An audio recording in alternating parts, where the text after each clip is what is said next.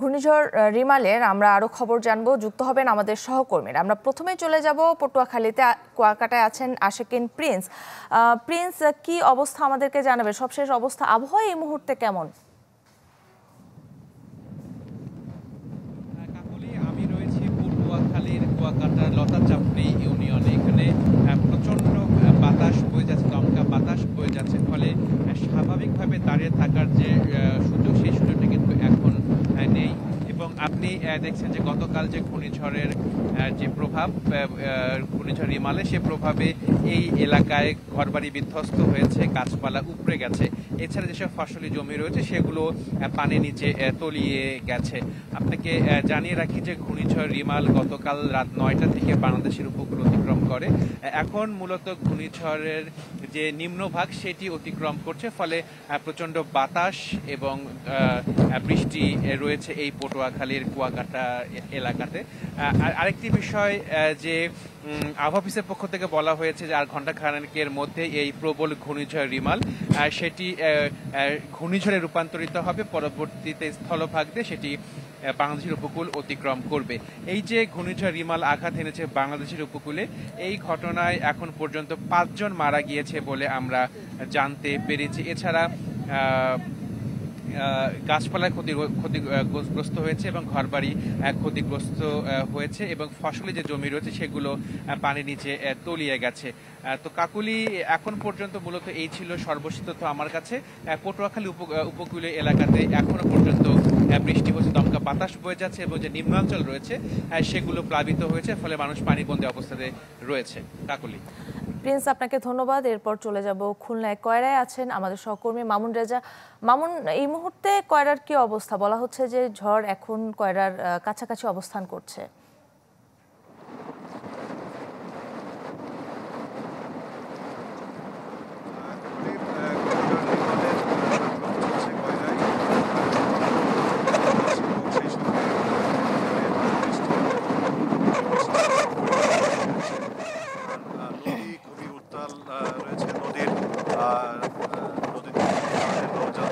ঘূর্ণিঝড়ের কারণে বন্ধ রয়েছে এবং বাতাসে নদীর ঢেউ আশ্রয় করছে।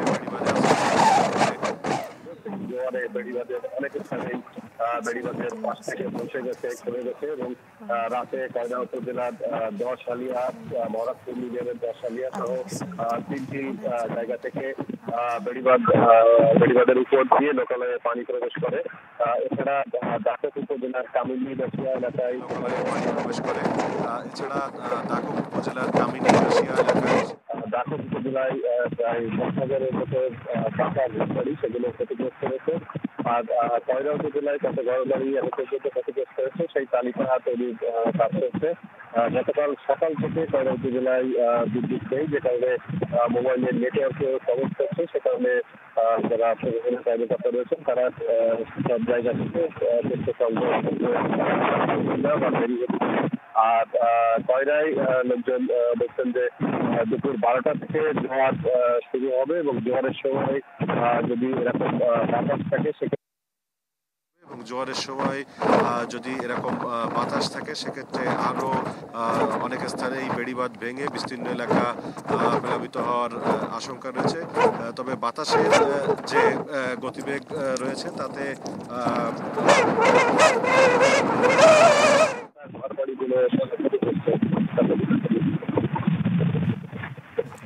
মামুন, আপনাকে ধন্যবাদ। এরপর আমরা চলে যাব ভোলায় আছেন আমাদের সহকর্মী আদিল হোসেন তপু। আদিল, ভোলায় তো প্রাণহানির ঘটনাও ঘটেছে, আর কোনো হতাহতের ঘটনা আছে কিনা সবশেষ পরিস্থিতি জানাবেন।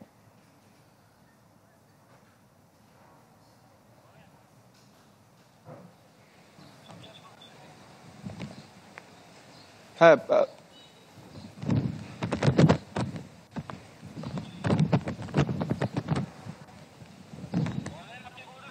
জি, ভোলায় ঘূর্ণিঝড় রিমেলের প্রভাবে কিন্তু কিন্তু এখনো রয়েছে। ইতিমধ্যেই কিন্তু জোয়ারের পানি বৃদ্ধি পাওয়ার কারণে কিন্তু ভোলা শহরের বেশ কিছু জায়গায় পানি প্রবেশ করার মতো ঘটনা ঘটেছে। এছাড়াও আমরা ভোলার লালমোহনে কিন্তু চরের মধ্যে একজন গৃহবধূ গাছ চাপা পড়ে মারা গেছে, এবং একটু আগে দৌলতখানে খবর পেয়েছি যে আমরা দৌলতখানে একজন শিশু ঘর চাপা একজন মারা গেছে, এবং লালমোহনে যিনি মারা গেছেন তিনি গাছ চাপা পড়ে মারা গিয়েছেন। তো ভোলার যদি পরিস্থিতি বলতে হয়, গতকাল রাত থেকে কিন্তু দমকা হাওয়া বয়ে যাচ্ছে, এবং আকাশে সকাল থেকে কিন্তু বৃষ্টিপাতও হচ্ছে, ভারী বৃষ্টিপাত হচ্ছে। এই কারণে মানুষ কিন্তু এখন উৎকণ্ঠের মধ্যে আছে, আতঙ্কের মধ্যে আছে, এবং ভোলার মনপুরায় কিন্তু বেশ কিছু জায়গায় কিন্তু বেড়িবাঁধ ক্ষতিগ্রস্ত হয়েছে বলে আমরা খবর পেয়েছি, এবং সেসব জায়গায় কিন্তু পানি উন্নয়ন বোর্ড তারা মনিটরিং করছেন, এবং সেসব জায়গায় যেন কোনো মতে যেন বেড়িবাঁধ না ভাঙে সেই বিষয়টি তারা খেয়াল করছেন। ইতিমধ্যেই যারা আশ্রয় নিয়েছিলেন বিভিন্ন উপকূলীয় যেসব চরাঞ্চলগুলো, তারা কিন্তু আশ্রয় কেন্দ্র থেকে নেমে তারা গিয়েছেন, আবার কিছু কিছু জায়গায় রয়েছেন বলে তারা জানিয়েছেন। পানি বৃদ্ধি থাকার কারণে কিন্তু এইসব চরাঞ্চলের বিশেষ করে ঢালচর, পাতিলা, কলাতুলি, রামদাসপুর থেকে শুরু করে বেশ কিছু জায়গার মানুষ কিন্তু পানিবন্দী অবস্থায় আছে। তাদের জন্য প্রশাসনের পক্ষ থেকে শুকনো খাবার দেওয়া হয়েছে এবং সেটি দিয়েছেন, এবং সবাইকে এখন পর্যন্ত যেহেতু এটি এখনো প্রভাব রয়ে গেছে সেই ক্ষেত্রে সবাইকে নিরাপদ থাকার জন্য বলেছেন প্রশাসনের পক্ষ থেকে, এবং যেসব পরিবার মারা গিয়েছেন তাদেরকে প্রশাসনের বিষয় থেকে তাদেরকে সহযোগিতা করার আশ্বাস দিয়েছেন, আমাদেরকে জানিয়েছেন প্রশাসনের পক্ষ থেকে। ভোলার প্রায় 869টি আশ্রয়কেন্দ্র ছিল, এবং সেসব জায়গাতে প্রায় কালকে পর্যন্ত 53,000 মানুষ আশ্রয় নিয়েছে। এই ছিল ভোলা থেকে।